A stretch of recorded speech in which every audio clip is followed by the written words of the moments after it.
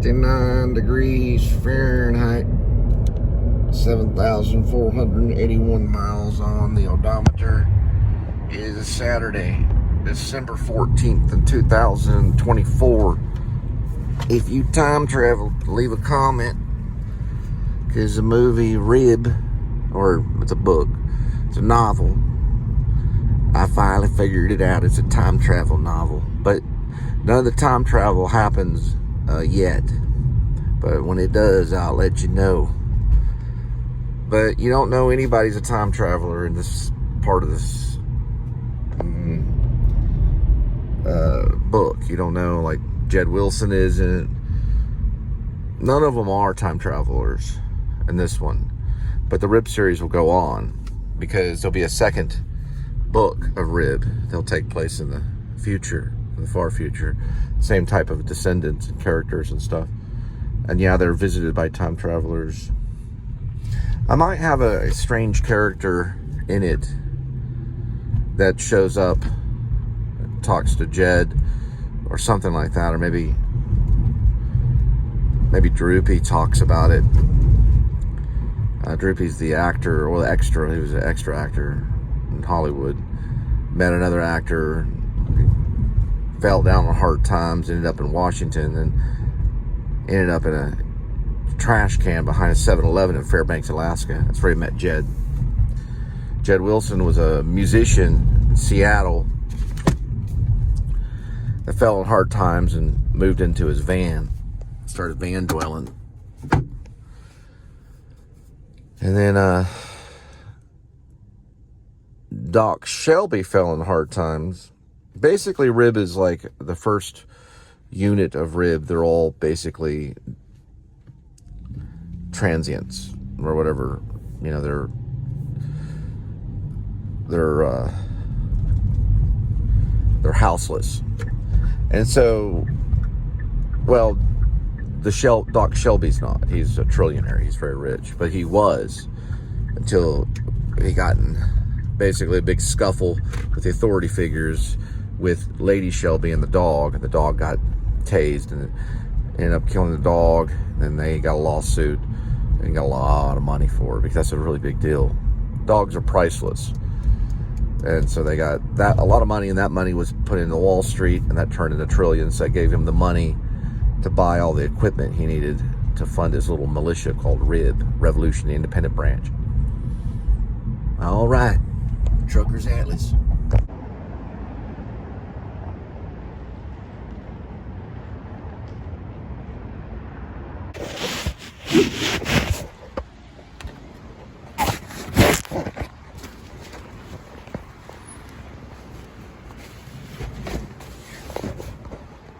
All right, first one, 1.7 miles, 5:58 in the p.m. Take about 8 minutes. All right, that's what we did yesterday.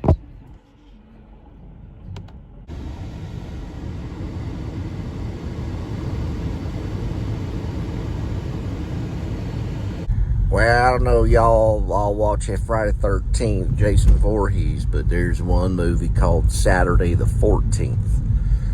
It's pretty scary. Is it wannabe well, I guess it was a comedy.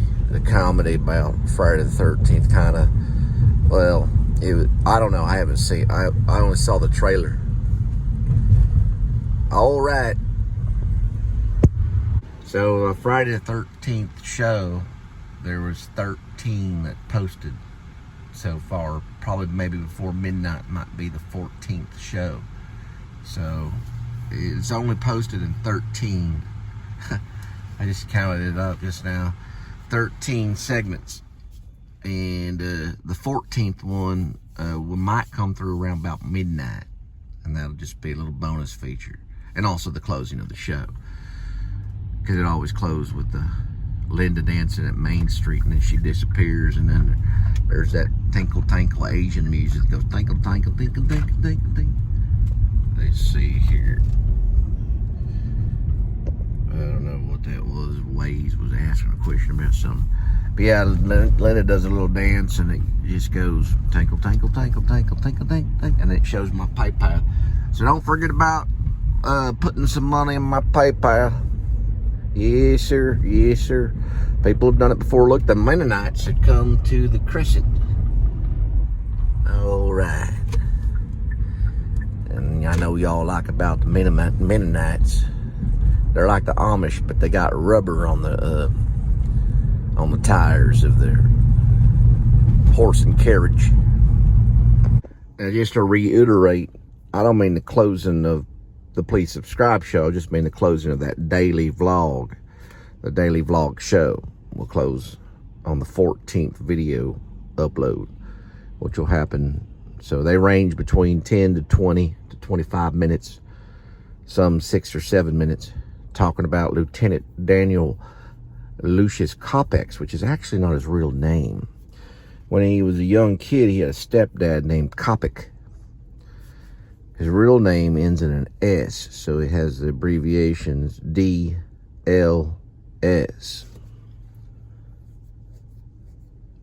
But I won't give his last name. Daniel Lucius Coppex is a fake name, and he drives a fake cruiser, but he borrows a cruiser from a character named Shepard Dwight East, and he's the one that's running on a lamb because he got set up by this older cop named, well, we know him as Daniel L. Coppex, middle name of Lucius, and he likes to play kitty.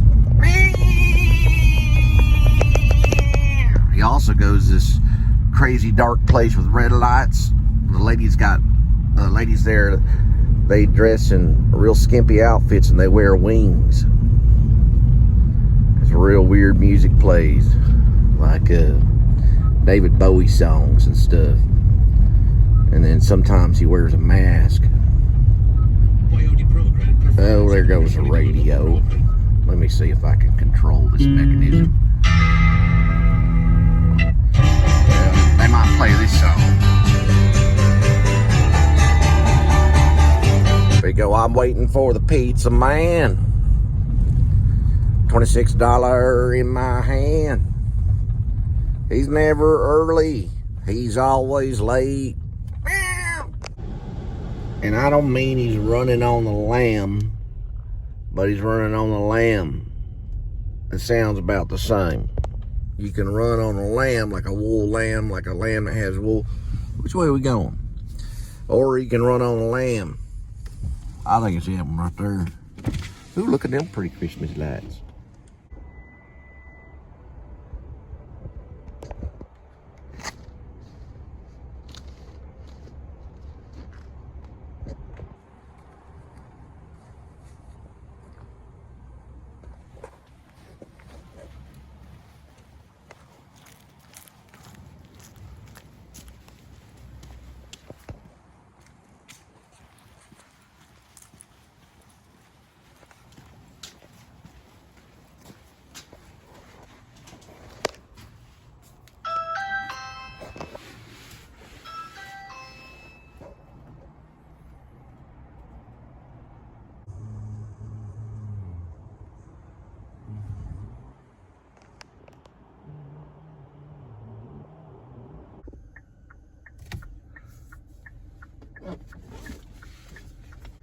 .0 miles, 10 minutes. We will arrive at 6:14 p.m.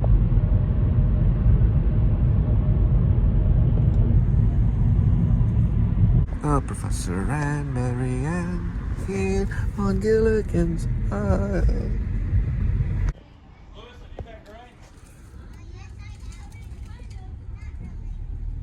Kid goes, the pizza man. Gilligan's Island. Anyone that left at the door? Thomas Harris here. Or at least a character that he's written. I don't really know how Thomas Harris talks. We're gonna leave it at the door, Silence of the Lamb style.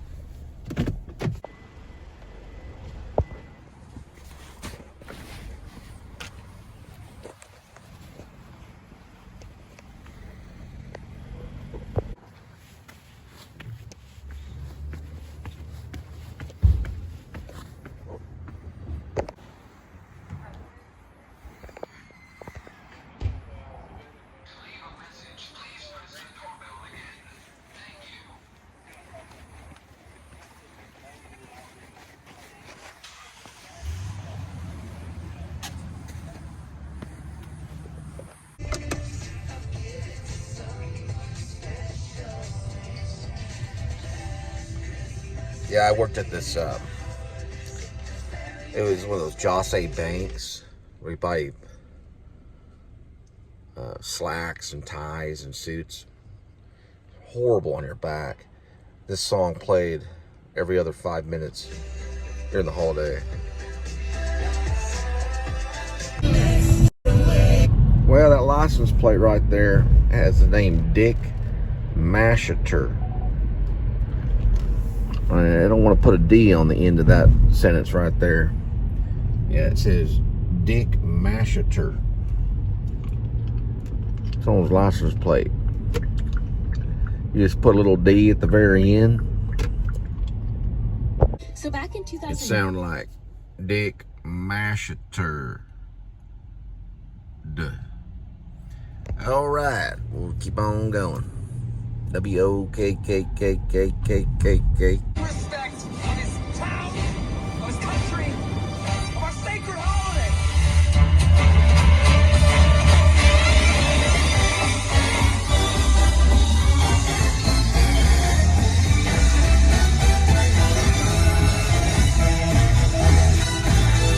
Police cannot be done in the front of our God. Sounds like that Deadpool guy.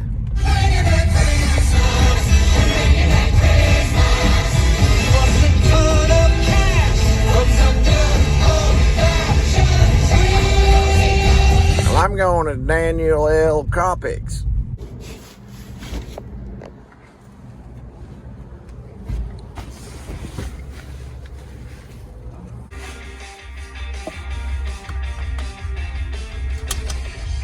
Everything in, everything out. A.D.W.C and everything else. Absolution, there's nothing worse to tell yourself.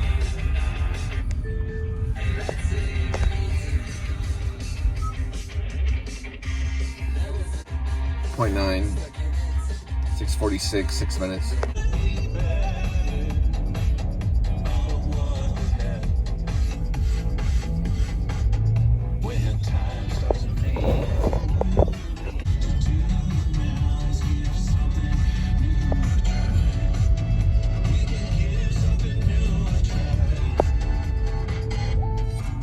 At the starting line.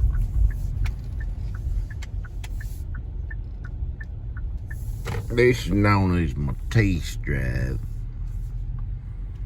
It's off of Matisse. It's very fine. I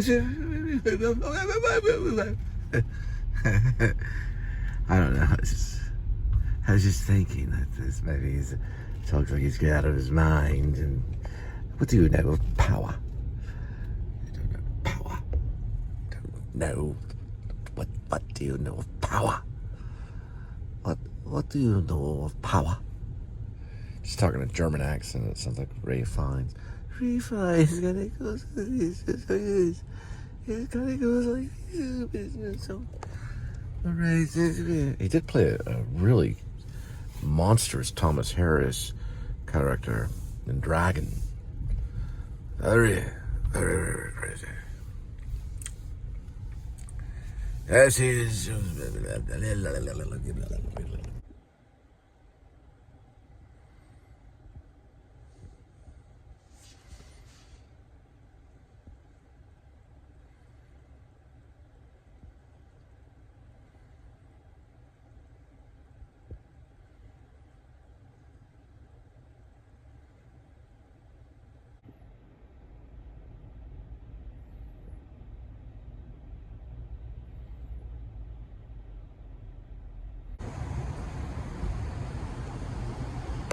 So the death mask is proper terminology.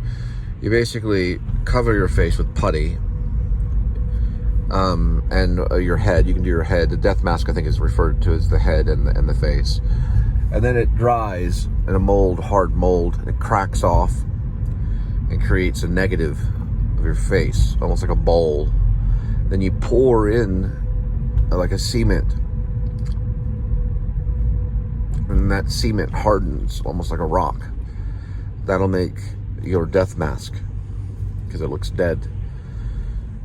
It's not really a mask, it's more of like almost a mannequin head of your face. Then from there, you apply the putty again on top of the mannequin face that really is your face. And it fits the cheekbone. I'll kind of show you.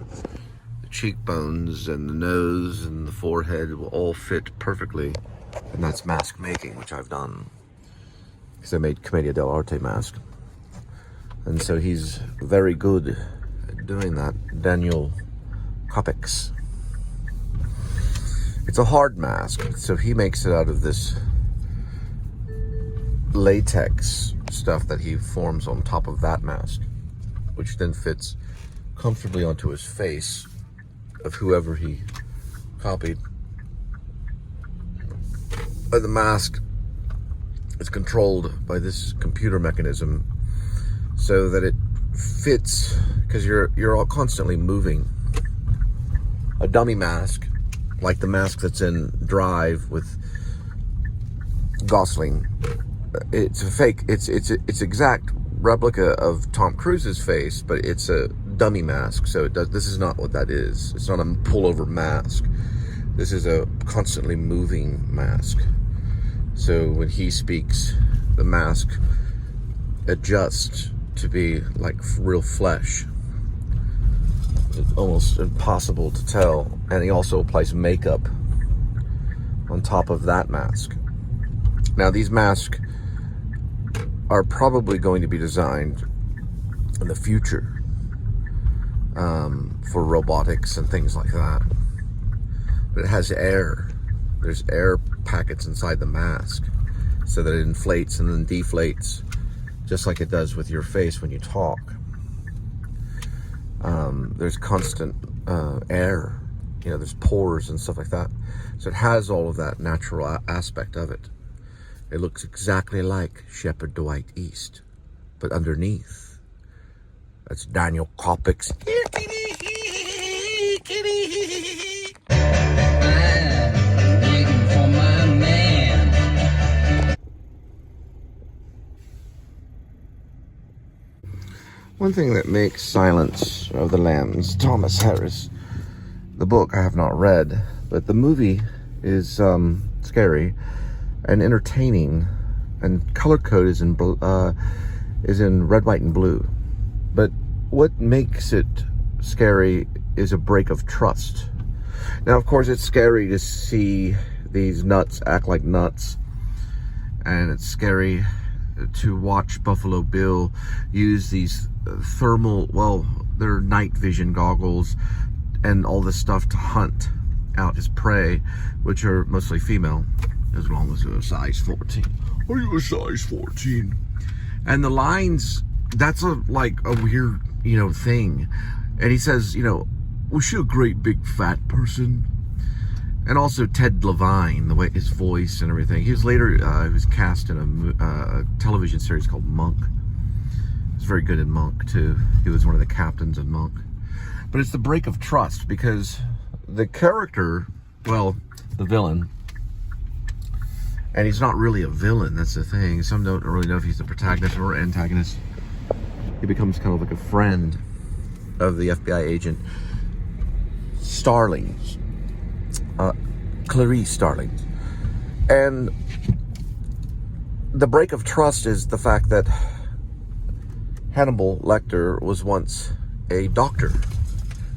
He was supposed to be a healer in the psychiatry business, I believe. Definitely psychology, but I don't know if he was a psychologist or psychiatrist. I have to look it up. I'd probably guess both, probably. And the break of trust happened because he failed society, because he decided to start eating his, I don't know if it's his patients, but he started eating people.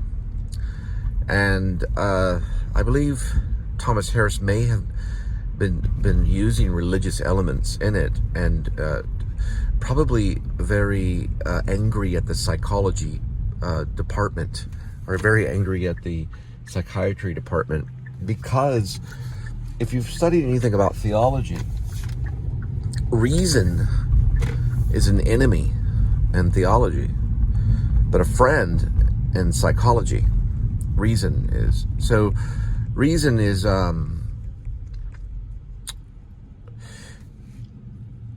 is not looked upon in the religious, nowadays it is, but it's not accepted. It's about faith, not reason. It's not about scientific proof in the theology. There's not a lot of theological characters in it. I'd have to go back and watch, but I haven't read the book. But the psychologist or the psychiatrist is using psychology. So they may ask you, do you think that you're God? Or do you think that they don't always do that now. They want to go somewhere else. A psychologist in a lot of cases, or if you see them and you're either being admitted or something like that, they don't ask the question, do you think you're God? They don't ask that question. That's an important aspect of the point I'm trying to make about Thomas Harris and Hannibal Lecter, and of course the villains and stuff like that, and Clarice Starlings too. They don't ask necessarily, do you think you're God? It's not that. They won't ask that. They'll say, do you think you're Jesus Christ? That's what they say. So immediately the psychologist goes for the theological belief or the faith system that you know, but they know how a person should and should not think if you're a Christian per se. But a Christian is a little Jesus Christ. That's what Christian means. So they haven't looked up the etymology of Jesus Christ, or they haven't looked up the etymology of Christian. It means little Christ. That's what Christian means. The slang term given to the Christians, which it really has to do with a lot. Silence of the Lambs has a lot to do with Christianity and Christians. Probably less Catholicism than more Protestant, but it means little Christian. If you look up the etymology, it's slang. It was given to the Christians by the Romans. So that part is in there, right? And it goes into dragon too and stuff like that. So, you know, if you talk to Thomas Harris, he will talk about theology.